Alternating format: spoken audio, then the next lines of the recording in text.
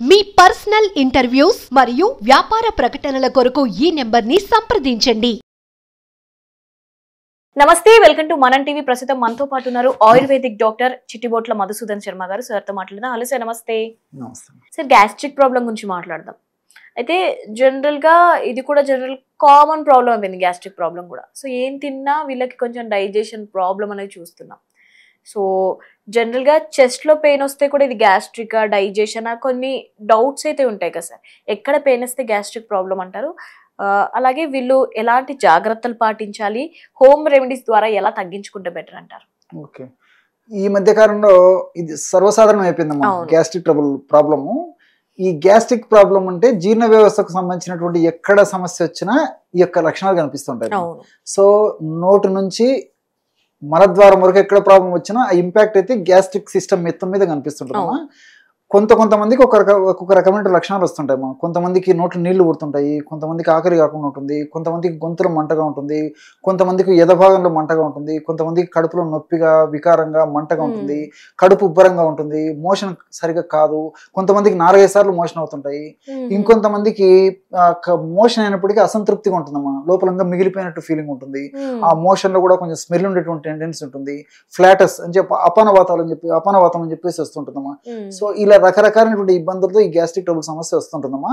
మరి typical point ఏంటంటే ఈ గ్యాస్ట్రిక్ ట్రబుల్ సమస్య వల్ల ఈ కాళ్ళ నొప్పులు అంటే మోకాళ్ళ నొప్పులు, మెడ నొప్పి, తలనొప్పి, భుజం నొప్పి, నడుము నొప్పి ఇలాంటి నొప్పులు కూడా కలిగేందుకు అవకాశం ఉంటుందమ్మా. వీళ్ళు ఈ నొప్పుల కోసం అని చెప్పేసి రకరకాలైనటువంటి మందు బిళ్ళలు పపర్మెంట్ లాగా మింగుతుంటారు, కానీ ఆ సమస్యను గుర్తుపట్టలేకపోతారమ్మా. సో ఎప్పుడైతే ఈ గ్యాస్ట్రిక్ ట్రబుల్ సమస్య తగ్గిపోతుందో వాళ్ళకి ఆ నొప్పులు కూడా తగ్గిపోతాయి. సో సర్వసాధారణంగా చిన్న వయసు వాళ్ళకి అంటే 30 సంవత్సరాలు జనరల్ గా 25-30 సంవత్సరాలు దాటినటువంటి లోపు ఉన్నటువంటి వాళ్ళు అంటే 25-30 సంవత్సరాల లోపు ఉన్నటువంటి వాళ్ళలో 100లో 90% మందిలో ఈ యొక్క గ్యాస్ట్రిక్ ట్రబుల్ సమస్యలకు సంబంధించినటువంటి వాటిలో హార్ట్ కు రిలవెంట్ అయితే ఉండదమ్మా జనరల్ గా.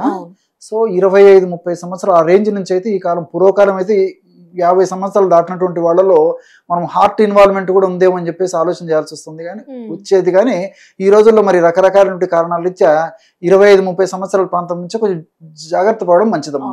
ఎందుకంటే చిన్నపిల్లలు కూడా ఈవెన్ టీనేజ్ వాళ్లకు లేకపోతే 25 సంవత్సరాలు 30 ఏళ్ళ వాళ్ళలో కూడా ఈ హార్ట్ అటాక్స్ వచ్చేటువంటి వార్తలు కూడా మనం చూస్తున్నాం. కాబట్టి కొంచెం ముందు జాగ్రత్తగా ఉండడం మంచిదమ్మా. జనరల్ గా అయితే ఇవి ఉంటాయమ్మా.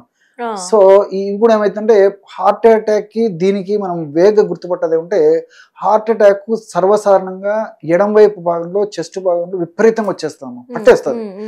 వాళ్ళు మూవ్ కాలేరు, గట్టిగా అదమట్టి పట్టినట్లు అనిపిస్తుందమ్మా. తర్వాత జనరల్ గా ఏమైతుందంటే ఈ పెయిన్ ఎడం వైపు వచ్చేస్తుందమ్మా, భుజం వైపు.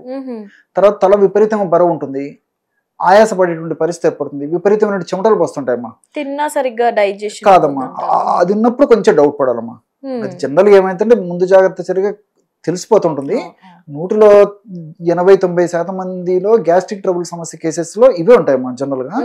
సో ఈ యొక్క సమస్య ఉన్నప్పుడు రకరకాలైనటువంటి గ్యాస్ట్రిక్ ట్రబుల్ మాత్రలు వాడుతుంటారమ్మా. షాప్ కు పోయి తెచ్చుకోవడము, రోజు ఏదో ఒకటి వేసుకుంటే సరిపోతుంది కదా, 24 గంటల సేపు బాగుంటుంది చెప్పేసి దీర్ఘకాలం పాటు వాడడం ఏమాత్రం క్షేమదాయకం కాదు, ఆరోగ్యదాయకం కాదు, ఆమోదయోగ్యం అంతకన్నా కాదమ్మా. కాబట్టి సేఫ్ రెమెడీస్ పాటించడం వల్ల మరి అన్ని సైడ్ బెనిఫిట్స్ ఉంటాయి కాబట్టి అలాంటివి వాడుకోవడం మంచిదమ్మా. దీనికి సంబంధించి జస్ట్ మంచి రెమెడీ చెప్తాను చూడండి.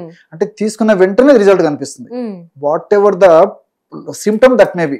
అంటే గ్యాస్ట్రిక్ ట్రబుల్ సంబంధించినటువంటి ఎలాంటి లక్షణాలు అయినప్పటికీ నేను చెప్పినటువంటి లక్షణాలు ఉన్నాయి కదమ్మా, వాటిలో ఏ లక్షణం అయినప్పటికీ ఆ లక్షణాలన్నింటిని తగ్గించేటువంటి శక్తి ఇప్పుడు నేను చెప్పబోయేటువంటి ఫార్ములాలో ఉంది. ఏంటంటే సైంధవలవణం పొడి ఒక 10 గ్రాములు తీసుకోవాలమ్మా. రాక్ సాల్ట్ అంటారు. అట్లే జీలకర్ర పొడి, జీలకర్రమా వీలైతే వేయించేసేసి పౌడర్ చేస్తే మరి మంచిది, ఒక 10 గ్రామ్స్ తీసుకోవాలి. అట్లే అతి మధురం అని చెప్పేసి దొరుకుతుందమ్మా. అతి మధుర చూర్ణం, దాన్ని ఎస్టి చూర్ణం అంటారు. సంస్కృతంలో ఎస్టి అంటారమ్మా, తెలుగులో అతి మధురం. చాలా తీపి ఉంటుంది అనమాట. అది మనకు షాపులో మార్కెట్లో దొరుకుతుందమ్మా. గ్యాస్ట్రిక్ ట్రబుల్ చాలా బాగా పనిచేస్తుంది. అదొక 10 గ్రామ్స్ కలపాలి. తర్వాత ఎలాచి, ఇప్పుడు ఏలకులు తెలుసు, cardamom.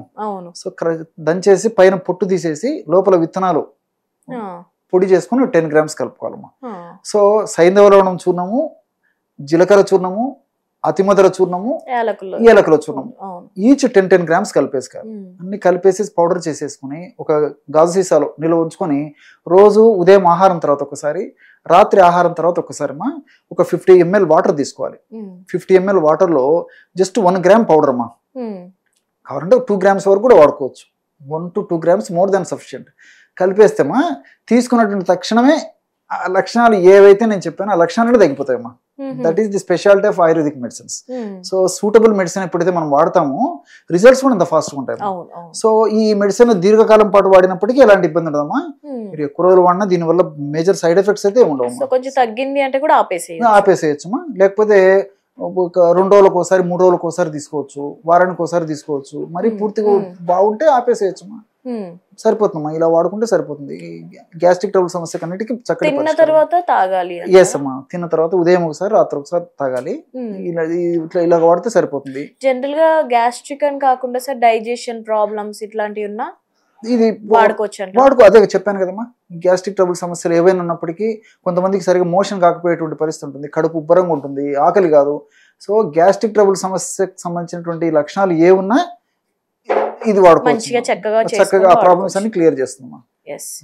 Right sir, thank you sir.